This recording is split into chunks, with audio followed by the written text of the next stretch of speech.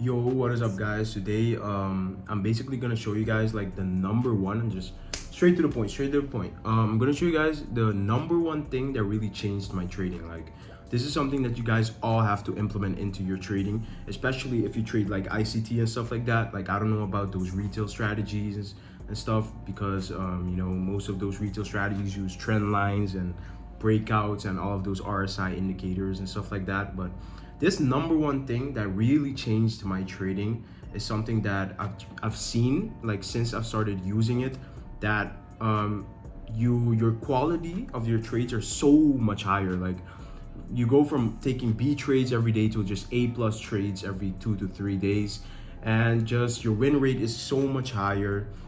And like I said, all of the quality of all of your trades are just so much better, and that you can see improvement in your trading. And this is especially for ICT traders. ICT traders already know this thing, but I still feel like a lot of ICT traders like undermine this thing, or not undermine it, but so many people use it but don't use it in the right circumstances, if you know what I mean. And yeah, I'm basically just gonna tell you guys what this one trading rule is, and show you guys some examples of how to use it and stuff like that. And just, yeah, so how you guys can basically implement it into your trading model and your trading strategy. And if you want, you can back test it so you can see if it improves your win rate and stuff like that. So yeah, like most of you guys ICT that trade ICT know what SMT stands for, and that's the smart money tool. Or there's also another name that ICT calls it, but it's SMT, smart money tool. And that's basically, if you don't know what that is, that's a divergence in the markets. That's when there's a crack in correlation in the markets, because when you're trading like index futures like the Nasdaq, S&P 500, the Dow Jones, and yeah, those are the three index futures. When you're trading those, they all three tend to move in the same direction and tend to have the same movements. So when we're bullish on the Nasdaq, or let's say bearish on the Nasdaq, you expect bearishness on the S&P 500. You expect bearishness on US 30 and stuff like that. But when you see that, for example, on the Nasdaq, we come into a higher time frame PDRA, or a point of interest, like people call it, and we make a higher high on Nasdaq, but we make a lower low on, for example, a lower high on, for example, the S&P 500. That's a crack in correlation in the markets, because the markets are not aligned anymore. If you look at the intermarket relations, the markets are not aligned. They're not doing the same thing. And that's a crack in the correlation in the markets. And that tends to show, that's kind of like a footprint in the markets, that we might have a change in the state of delivery, and that those are sometimes the early signs of a reversal. So for in this example, let's say we're bearish and we want to see some type of some of the first signs for a reversal. SMT tends to be one of the first things that you see. Here, Nasdaq, let's say Nasdaq made the higher high while S&P made the lower high. Okay, what can we do with that information? First of all, you're not gonna just take the SMT. This is where most ICT traders go wrong. They see an SMT and they take a short in this situation. Okay, SMT can be the first signs of reversal, but it shouldn't be the reasoning behind your trade. It should be a confirmation around your already standing bias. It should already be surrounded by your already standing bias. So let's say, for example, we traded in this higher time frame POI. So their price already has a reason for it to move away from this point in price. There is a reason why we should react from this point in price. But some people just see the SMT, and we can be in a real bullish market, but they see a bearish SMT and they short that. That's where most people go wrong. So it has to be in context of the trade and just the overall market structure and everything. So that's the most important thing about this rule, is the context behind it. You have to have context. But besides that, it's a really, really, really, what do you call that? A really effective rule that really changed my trading, is that basically I only trade when there's SMT. That's the rule. I only trade when there's SMT. So let's say, for example, we are in higher time frame POI, or we just swept buy side liquidity, and we see a market structure shift with displacement to the downside. That's nice and all. That's a 2022 model. You can say whatever you want. You know, that might be your model. You can take a short there. But I've just noticed that majority of the times you're gonna get stopped out, and you're gonna be used, your stop loss is gonna be used as liquidity if you take those type of setups. Again, it's still a good model, and with good risk management, the 2022 model works. I'm not saying it doesn't work, but I've just seen that the higher probability 2022 models are the ones with SMT. Those are the key things that you need to see. The SMT is one of the key things you need to see if you want to have a high quality 2022 model setup. So that's just basically the rule I've implemented, is that if there's no SMT, I don't trade. Even if the setup looks A+, I just don't take the trade if there's no SMT. And I've just seen that I take first of all, I take way less trades. My frequency of my trades are less, but also the quality of my trades are higher. And yeah, it's just something that really improved my model. And I'm gonna show you guys some examples of a trade with SMT in it. Okay, so first of all, I'm gonna start with this example that happened yesterday for me on FOMC day, so on Wednesday.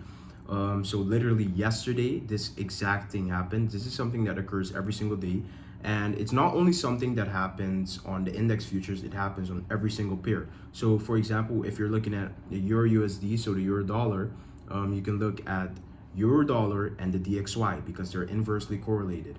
If you look at the Euro dollar and DXY, because they're inversely correlated, if your USD makes a higher high and the Euro dollar makes a higher low, if the Euro dollar makes a higher low while the Euro USD makes a higher high, then that's an SMT.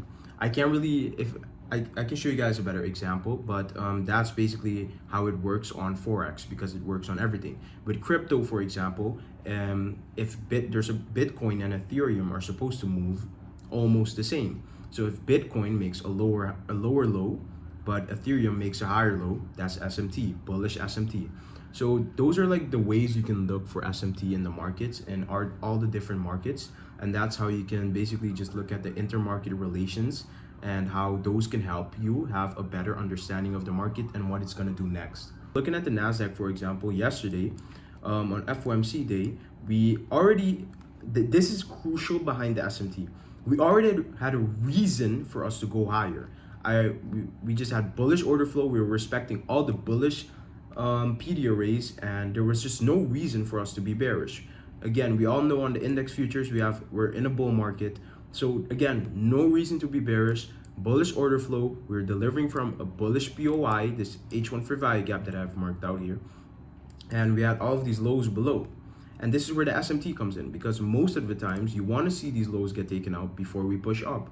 But exactly because these are equal lows too, so you definitely want to see them taken out majority of the times. But on ES, we already took out all of these equal lows. If you look on this side, we took out all of these equal lows already on ES. So NASDAQ, again, we could still take them out, but NASDAQ doesn't need to take them out. And that's where a lot of people, for example, they expected for us to go for these lows while we just immediately pushed up with FOMC. So that's again where the SMT comes in. Right before FOMC comes out, right before 2 o'clock, we have that SMT and we push up. This is where you could take your first setup. If you zoom into the 1 minute, maybe you could have found a setup in here in this fair value gap at this breaker, and you could have basically 100% caught this move to the upside. So another example is in my backtesting data that I have. I have a lot of data of 2020 because I'm currently backtesting the year of 2020. And this is one example of the trades. I backtested 3 months of 2020 and I'm up like almost 40%. That's how you see how good this rule is if you just implement it in your strategy. But again, the year of 2020, this is a perfect long setup. With the context behind it, I don't remember the context behind it, but we had this long setup, and as you can see on the H1, the best type of SMTs are the ones on the H1 and sometimes on the daily, but that's if you trade like maybe the 4 hours. So maybe if you're a swing trader, you're gonna look more for daily SMTs, but if you're an intraday trader like me, you're gonna look more at the H1 time frame. We had this clear SMT, and if you look at the SMT. Yeah, so we had daily. Oh, in this case we had daily SMT. If you look, we have this clear SMT right here. Nasdaq took out this low, and on ES we clearly did not take out the low. That's the SMT right there. So again, that SMT with the higher time frame context, with the context that we're probably gonna go higher, and we're in a higher time frame PD array. Yeah, we were in this fair value gap right here, and we just filled in this gap. So I understand why I probably was bullish on that day. And with that context, with that SMT, I zoom into the 1 minute and I look for a setup. This is where I found my setup. I had this internal sweep right here. After we got that SMT, we built that liquidity, swept that, market structure shift with displacement. This could have been your entry. And I remember I got a later entry because I wanted to see all of these fair value gaps get disrespected first. And so I waited for a later entry with more confirmation, entered at this order block, entry stop loss right below this low. And as you can see, it was just a beautiful trade, almost no drawdown, just a perfect trade. So yeah, that was basically another example.